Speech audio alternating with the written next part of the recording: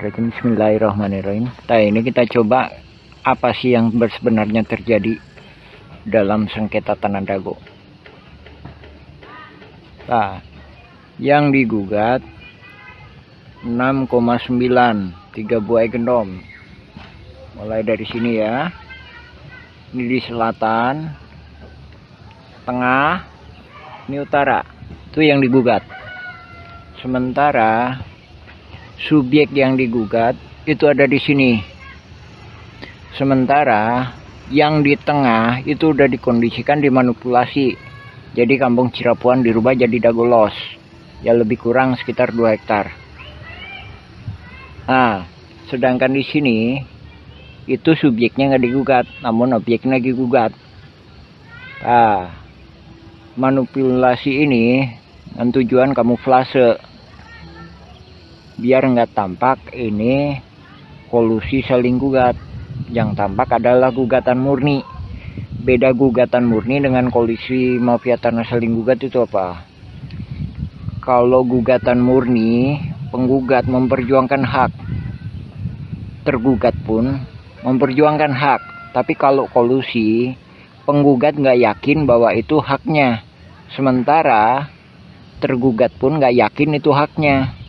Sehingga penggugat dan tergugat itu berkolusi untuk saling kerjasama. Nah, kerjasamanya, nah ini tadi yang digelapkan. Terus korelasinya lagi, lainnya lagi, buktinya lagi apa? Ada BBB 15.000 meter. Nah itu yang digelapkan. Nah itu laporan BBB itu hilang tahun 2016. Berganti ke DDM saat. Nah itu yang nggak muncul. Nah itulah bila mana pihak tergugat menang, itu bisa jadi kolusi antara pihak penggugat sama tergugat, bisa bagi-bagi. Sementara kalau penggugat menang dapat segini banyak, ya kan? Ini yang digugat 6,9 hektar. Sementara tergugat itu mempertahankan juga sama dengan hak gendom Buraminten 6,9 hektar terdiri dari 4 buah. Sementara gugatan Muller itu cuma 6,3 terdiri dari 3 gendom Verponding. Nah makanya banyak pihak yang nggak berani untuk dilakukan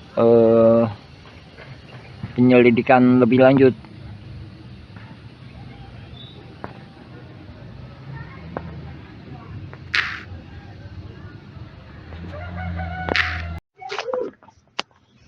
Bismillahirrahmanirrahim. Dalam kesempatan ini kami perlu informasikan adanya perbedaan gugatan dengan kolusi saling gugat. Dalam gugatan murni, gugatan itu memperjuangkan hak. Pihak penggugat merasa adalah haknya yang pantas untuk diperjuangkan. Sisi lain, pihak tergugat merasa bahwa ada haknya yang pantas untuk diperjuangkan. Tak, insya Allah ini keduanya dalam kaidah hukum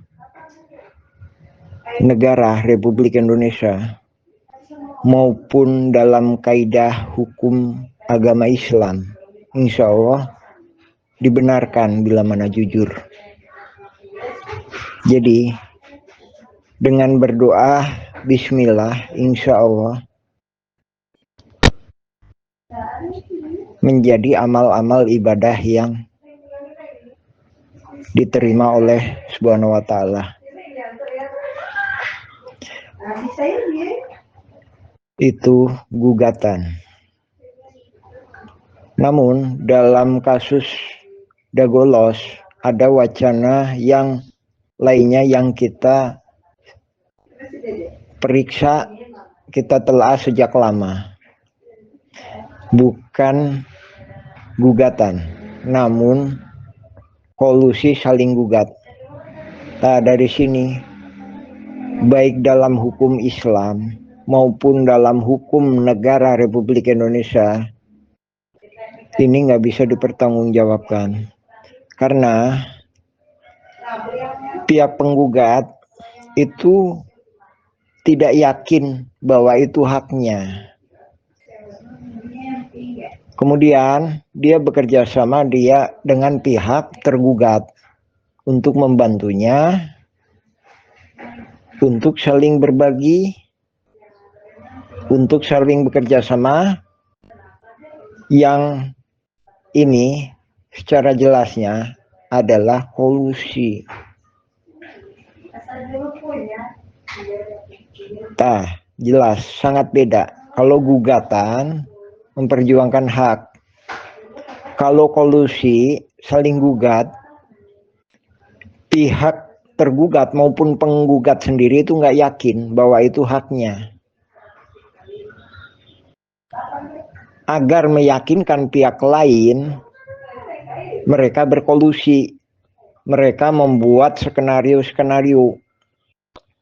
Dalam kasus Dago Elos yang kami pahami, yang kami teliti, ini skenario-skenario ini pengkondisian sebelum gugatan itu udah lama terjadi. Pertama, dengan menyalahgunakan. Bismillahirrahmanirrahim. Nah, ini kita coba apa sih yang sebenarnya terjadi dalam sengketa tanah Dago. Nah, yang digugat 6,9 3 buah gendom.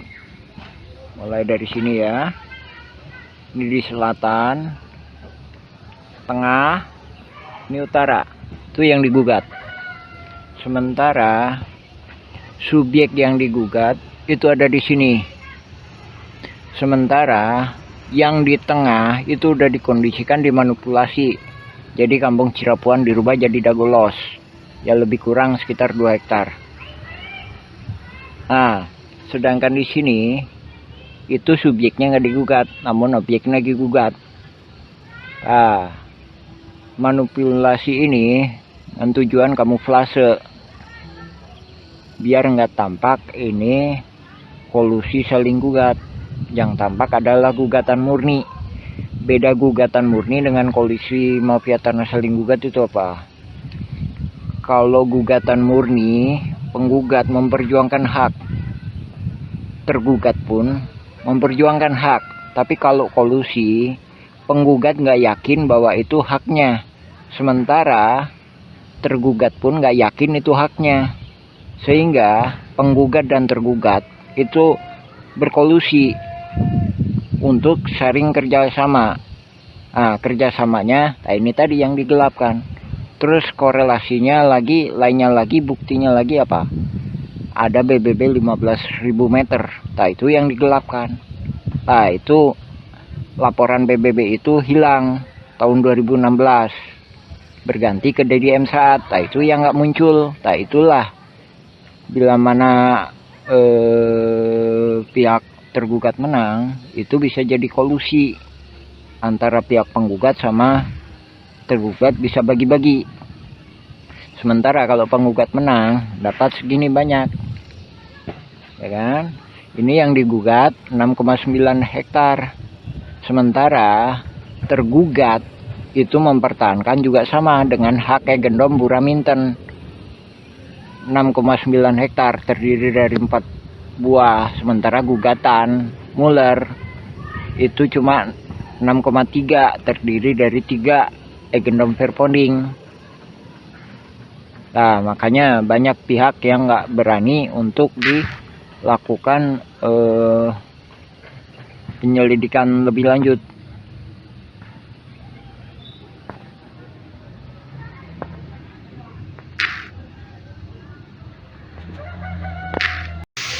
Nah, dari sini hakim tidak percaya. Ini tanah sebenarnya dari mana gitu.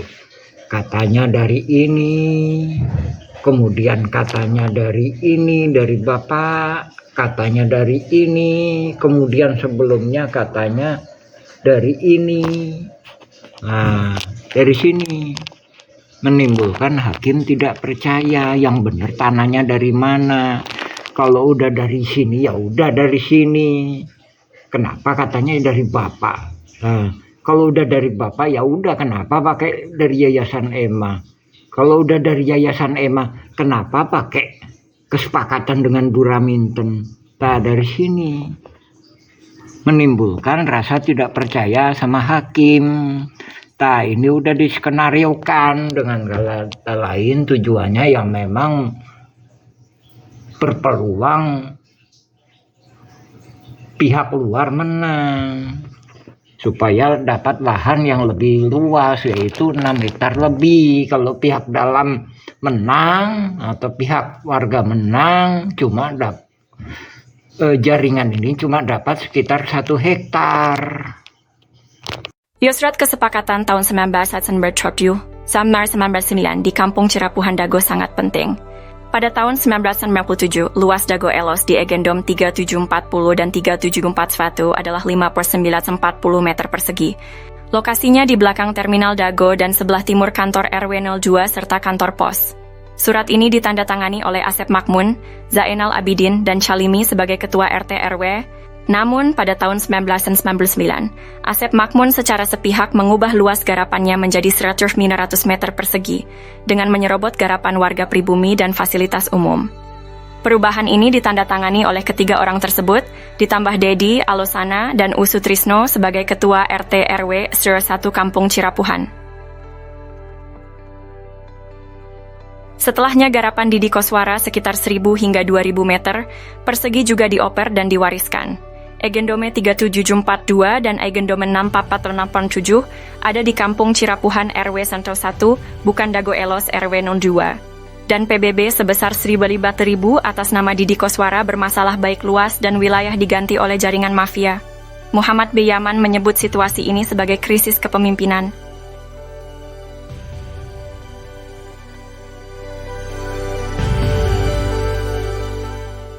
Kampung Cirapuhan pada tahun 2016 menjadi sorotan karena kasus saling gugat antar mafia tanah.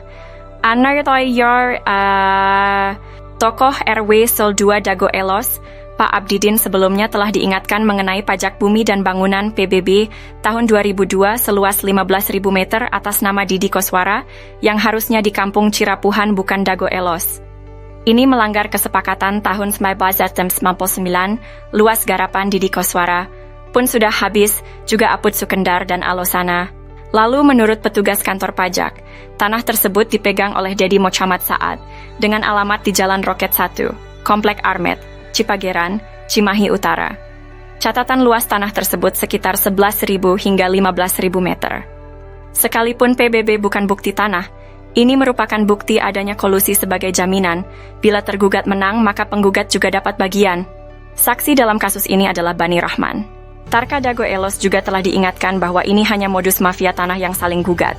Bukan ngegugat, tapi saling gugat. Artinya, pihak tergugat pun merupakan mafia tanah. Mereka saling gugat, bukan hanya menggugat. Bahkan, Buraminten juga menggunakan hak Eigendom Verponding dan telah siap lebih dulu serta sepakat dengan Asep Makmun. Semua pihak disepakati sebagai penggarap Raminten. Kasus ini menunjukkan betapa rumitnya masalah pertanahan di Kampung Cirapuhan, dengan banyak pihak yang terlibat dalam saling gugat. Kisah ini terjadi di Kampung Cirapuhan pada tahun 2008. Bob Nainggolan, seorang pengacara, mengirim surat panggilan atas nama Iwan Surjadi. Bos Batu Nunggal mengaku berhak tanah seluas sekitar 100 meter. Setahun sebelumnya, warga menanam pohon alpukat, nangka, dan lainnya sebagai tanda batas tanah Pak Bagio seluas sekitar 700 meter. Adapun barat dan timurnya adalah tanah warga. Notaris Meli Nathaniel membuat akta jual beli AJB dengan penjual Ismail Tanjung dan Didi Koswara. Asep Makmun menjadi penunjuk batas. Setelahnya sertifikat terbit atas nama penjual. Ini gratifikasi, AC. Kemudian hari, Iwan Surjadi ternyata hanya seorang mafia tanah saling gugat. Ia memberi hadiah untuk oknum aparatur, juga Didi Koswara, Ismail Tanjung, Asep Makmun dan rekan sebagai pendata calon tergugat dan tergugat. Sertifikat tanah atas nama penjual muncul setelah AJB dibuat. Kesaksian dari Pak Ada, Paman Asep Makmun, Pak Unus, dan Pak Slamet juga mendukung hal ini. Menunjukkan Asep Makmun, Apud Sukendar, dan jaringan mafia telah berdusta. Lalu memberi peran Didi Koswara seolah tokoh tuan tanah pribumi sebagai tergugat. Akte jual beli tahun 1956 di Kampung Cirapuhan antara Tommy dengan M. Wikarta, sertifikat hak milik atas nama Didi Koswara seluas 80 meter dipertanyakan keabsahannya. Didi Koswara dan Asep Makmun bukan bagian dari keluarga besar Nawisan Tommy Rokayah. Kesaksian juga datang dari Pak Slamet, Pak Unus, dan warga lainnya. Ewis Oma adalah anak Tommy Rokayah, menikah dengan Zenal alias Jenal. Ini bukan hanya penyerobotan lahan, tapi juga mendukung mafia tanah saling gugat. Adapun ada pinjaman uang, beberapa saksi menyatakan, kalau ada hutang maka bila dihitung maka hanya seharga tanah dengan luas 1 hingga 4 meter persegi. Ini juga untuk menjadikan Didi Koswara seolah-olah tuan tanah pribumi. Luas 80 meter ini juga menutup jalan umum warga Kampung Cirapuhan, RT 37 RW 01 No 3/3. Oleh karena itu, perlu direvisi atau dicabut karena telah merugikan anak turun Jenal dan Ewis Oma. Ini juga membuktikan praktek mafia tanah sudah ada sebelum mafia tanah saling gugat. Bukan ngegugat, tapi saling gugat. Mafia tanah Dago ini beraksi sekitar tahun 1984. Pak, dari sini hakim tidak percaya. Ini tanah sebenarnya dari mana gitu. Katanya dari ini, kemudian katanya dari ini, dari bapak, katanya dari ini, kemudian sebelumnya katanya dari ini.